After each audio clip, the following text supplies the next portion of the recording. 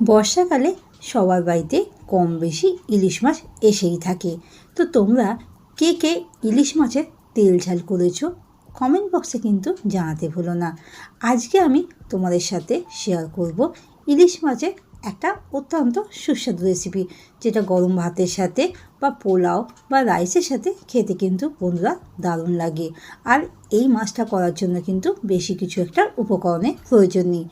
নমস্কার, আমি সুস্মিতাস কিচেনে তোমাদের সবাইকে স্বাগত।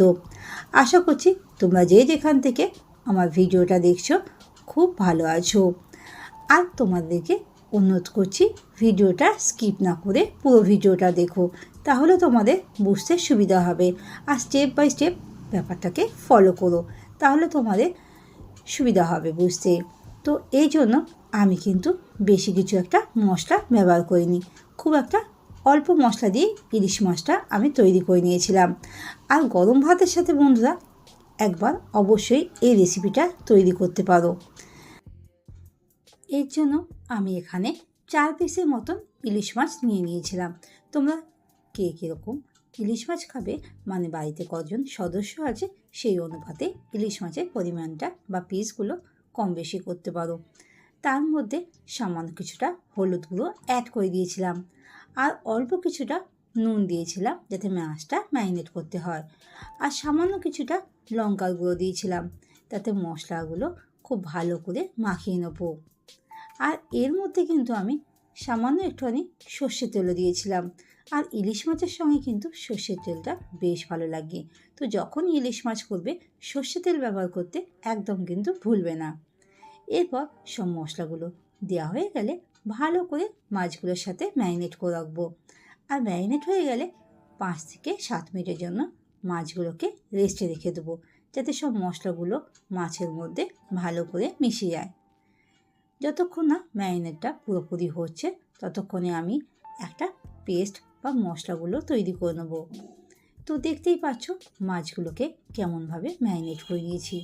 অন্যদিকে মিক্সার গ্রাইন্ডারে একটা বাটি নিয়ে নিয়েছিলাম, আর তার মধ্যে আমি এখানে কালো সর্ষে নিয়েছিলাম 1.5 চামচের মতন, আর সাদা সর্ষে নিয়েছিলাম 1 চামচের মতন, সাথে কয়েকটা ঝালের জন্য কাঁচা লঙ্কা নিয়েছিলাম। তোমাদের মাছের পরিমাণ মতো মশলাটা কম বেশি করতে পারো। প্রথমে কিন্তু আমি শুকনো অবস্থায় একবার পেস্ট করে নেব, আর তার সঙ্গে আমি সামান্য নুন দিয়েছিলাম। তারপর অল্প একটু জল দিয়ে মশলাকে ভালো করে পিষে নেব। প্রথমে জল দিলে মশলাটা ভালো করে পিষা হয় না, তো সেই জন্য আমি একবার জল ছাড়া মশলাটাকে বেটে নিয়েছিলাম, আর তারপরে অল্প একটুখানি জল দিয়ে মশলাকে বেটে নেব। আর সর্ষে বাটাতে সামান্য একটুখানি নুন দিলে তিতা হয় না বা তেতো হয় না, তো সেই জন্য আমি নুনটা দিয়েছিলাম। তোমরা শিলনোড়ায় বাটলে মশলাকে নুন দেওয়ার প্রয়োজন নেই। পেস্টটা হয়ে গেলে একটা বাটির মধ্যে রেখে দেবো। তোমরা চাইলে মশলাকে ছাঁকনির সাহায্যে ছেঁকে দিতে পারো, কিন্তু আমি এখানে কোনো রকমের ছাঁকনি বা ছাঁকা হয়নি। এরপর একটা বাটির মধ্যে আমি অল্প কিছু মশলা মিশিয়ে নেব। প্রথমে আমি 1 চামচের মতন লঙ্কার গুঁড়ো নিয়েছি, আর তার সাথে অল্প কিছুটা জিরে গুঁড়ো নিয়েছিলাম 1/2 চামচের মতন, সাথে কালারের জন্য সামান্য একটুখানি হলুদ গুঁড়ো অ্যাড করব। অল্প কিছুটা জল দিয়ে মশলাকে ভালো করে মিশিয়ে নেব। আগে থেকে মশলাকে মিশিয়ে নেব, তাহলে কড়াইতে দিলে ভাজাটা হবে না আর সুন্দরভাবে মিশে যাবে ঝোলের সাথে। তো সেই জন্য আমি অল্প জল দিয়ে মশলাকে ভালো করে মিশিয়ে নিচ্ছি। এই ছোটো ছোটো টিপসগুলো বন্ধুরা তোমরা কিন্তু ফলো করবে, তাহলে কিন্তু ইলিশ মাছের স্বাদটা আরও কিন্তু দ্বিগুণ বেড়ে যাবে। দেখতেই পাচ্ছ মশলাকে কেমনভাবে মিশিয়ে নিয়েছি। অন্যদিকে গ্যাসের মধ্যে একটা কড়াই বসিয়ে দেবো, আর তার মধ্যে বেশ কিছুটা সর্ষে তেল দিয়ে দেবো। তেলটা যখন ভালো করে গরম হয়ে যাবে তখন এর মধ্যে 1/2 চামচের মতন কালো জিরা ফোড়নে দিয়ে দেবো, আর তার সাথে 2টো কাঁচা লঙ্কা ছিঁড়েও দিয়ে দেবো। কাঁচা লঙ্কা আর কালো জিরে যখন একটা মিষ্টি গন্ধ বেরোবে, তখন এর মধ্যে যে কাঁচা মাছগুলো মানে যে ম্যারিনেট করা মাছগুলো ছিল ইলিশ মাছের, সেগুলো দিয়ে দেবো। এই মাছগুলো কিন্তু বেশি একটা ভাজার প্রয়োজন নেই। আর তোমরা তো জানোই ইলিশ মাছ বেশি ভাজলে টেস্টটা চলে যায়। তো তাই জন্য মাছটা আমি সামান্য 30 সেকেন্ডের মতন হালকা এক সাইডটা ভেজে নিয়েছিলাম। সেম একইভাবে উল্টো দিকটাও ইলিশ মাছগুলো হালকা লালচ করে বা হালকা কালারটা আসলেই মাছগুলো ভেজে নেব। দু সাইডটাই উল্টে পাল্টে মাছগুলোকে ভেজে নিচ্ছি। আর হ্যাঁ, এই রান্না করতে কিন্তু খুব একটা বেশি প্রয়োজন হয় না সময়। তো একবার অবশ্যই এইভাবে বাড়িতে ইলিশ মাছটা করতে ভুলো না।